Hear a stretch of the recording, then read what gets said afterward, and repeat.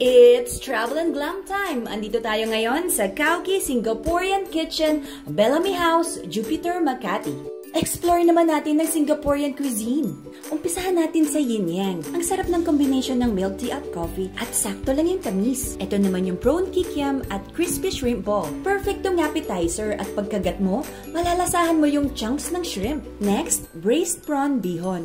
Isa to sa pinaka nagustuhan ko. Ang sarap ng sauce at ang daming shrimp. At syempre, pag sinabing Singaporean food, hindi mawawala ang all-time favorite Hainanese chicken. At para sa mahilig sa mushrooms, must try itong wok fried mushroom and bok choy. At syempre, hindi mawawala ang rice. Tinry ko na ritong Kauki mushroom fried rice. Para sa mga health conscious, try nyo itong roast Hokkien chicken. Malasa yung chicken meat, but less the oil. Isa to sa babalikan ko, ang salted egg squid. Masarap din itong appetizer, pero inulam ko na rin sa kanin. Nagpahinga lang ako ng konti para ready ako sa aking mango sticky rice. Ang sarap ng sticky rice, lasang-lasa mo yung gata at ang tamis din ng mangga. Mas nagpasarap pa dito yung vanilla ice cream on top. Super satisfied na naman ang aking food cravings only here at Kauki, Jupiter, Makati.